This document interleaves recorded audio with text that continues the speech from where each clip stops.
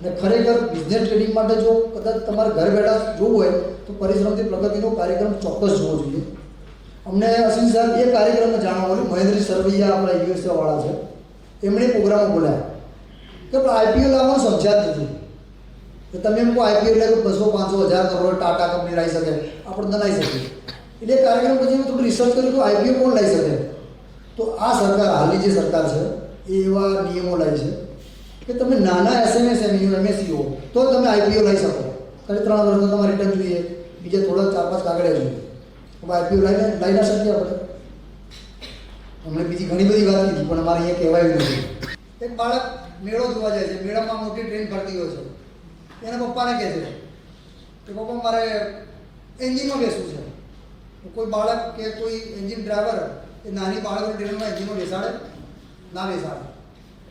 પણ એના પિતા જે જોડે હતા પોઝિટિવ હતા, એ ગયા એન્જિનના ડ્રાઈવર જોડે કે ભાઈ મારા દીકરાને બેસવું છે, તું બેસાડીશ? એટલે એન્જિન ડ્રાઈવર બી પોઝિટિવ હતો. એને કીધું આ બેસાડો. એને જોખમ નહીં, બાળકને બેસાડો. બાળક ફર્યો. એ મોટો સાયન્ટિસ્ટ બની બાળક. એટલે તમે બાળકને ક્યાં રોકો છો અને ક્યાં પોઝિટિવ કરો છો. એટલે સ્કિલની વાત કરી મેં. આ સ્કિલ આ બાળકમાંથી જાગશે. એ બાળકે એન્જિન કેવી રીતે ચાલે છે જોયું અને એને ત્યારથી જ બીજ રોપાઈ ગયા કે હું સાયન્સમાં આગળ જઈશ. એટલે અમે સ્કિલમાં આ કામ કરવા જઈએ કે જે બાળક 14 વર્ષનું 15 વર્ષનું એના સેમિનાર જોવા લઈ જાઓ, એવા આર્ટિકલ વંચાવો, એવા પિક્ચર બતાવો. હું એવા એક બે પિક્ચરના નામ તમને કહીશ. ગુરુ પિક્ચર છે, રોકેટ સિંગ છે. માર્કેટિંગના સારામાં સારા પિક્ચરો છે આપણા. બીજા 2-3 પિક્ચર એવા છે કે મેનેજમેન્ટમાં સારામાં સારા પિક્ચર બને, એવા સારામાં સારા કામ થાય છે એના પર શીખવા માટે. અમે વ્યાપાર વિકાસ મંડળ ચલાવીએ ને તો ઘણા બધા આઈડિયા એ પિક્ચરમાંથી લીધા છે અમે કે સંગઠન કે આ કામ સક્સેસ રીતે કરવું. પણ એ પિક્ચરો નામ જાહેર નથી બોલી શકતો હું, પણ કોઈ ભાઈને જાણવા હતું નામ વંચાઈ શકું. પદીમનસિંહ આગળ.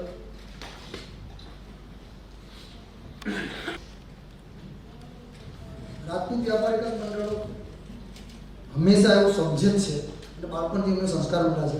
વડીલો વિના તમે આગળ નહીં જઈ શકો. એટલે વ્યાપારી મંડળે આની પહેલાં નરેન્દ્રસિંહ સુલેનું સન્માન કર્યું હતું અને આજે 40 વર્ષથી સમાજમાં કામ કરતા એમને જોઈને અમે પ્રેરણા લઈએ છીએ. અને ક્યારેક અમે ડિપ્રેસ થઈ જઈએ કે ભાઈ આ તો કામ થાય નથી, આ પ્રોગ્રામ કેવી રીતે કરીશું. ત્યારે વેલુભા ઝાલા સાહેબ અમને ઘણી વાર કહેતા હોય છે કે તમે સારી રીત સાથે કામ કરો, પકડી રાખો, બધું થશે. અને કદાચ જો ખોટું ના લાગે તો હું વાત કરું, એમને મને વાત કરી હતી કે વિરેશજી અમે વિદ્યાસભાના ભગવાન કોલેજમાં પ્રોગ્રામ કર્યો હતો ને ત્યારે માત્ર 2 રૂમ ભરાઈ ગઈ, 2 રૂમ. સાચું વહેલું સાહેબ મારી વાત. એમણે મને કે તમે લાગી રહો કે અમે આજે 2 રૂમ ભરીથી આજે ભવન કરે બેઠા છે. એટલે જ્યારે બી નિરાશ થઈએ ત્યારે આ વાતને યાદ કરીએ છીએ. એટલે વેલુભા ઝાલા સાહેબનું આ રીતે અમારા પર ઇમ્પ્રેશન છે કે અમે આજે સફળ થઈએ છીએ. આ કાર્યક્રમ જોડે કવિ કલા વિકાસ મંડળના ગુજરાતના જે કલાકારો છે એમના માટે અડધો કલાક ફાળવ્યો છે. રણજીતસિંહ વાઘને કીધું કે તમે એના વિશે માર્ગદર્શન આપજો, તમારા કલાકારોની જે વાત હોય કહેજો. પણ રણજીતસિંહ વાઘ ક્યાંક બહાર ગયા છે. હું દિલીપસિંહ બિયોલાને કહીશ, જે આપણે ત્યાં પ્રોગ્રામ બી કર્યો હતો. દિલીપસિંહ બિયોલાના બાપુને કહીશ કે કલા દ્વારા સન્માન કેવી રીતે મેળવી શકાય, કલા દ્વારા આર્થિક રીતે મજબૂત કેવી રીતે કરી શકાય. લગભગ તખતસિંહ ગોહિલ, પેલાનું નામ યાદ છે? તખતસિંહ ગોહિલ કોણ હતા?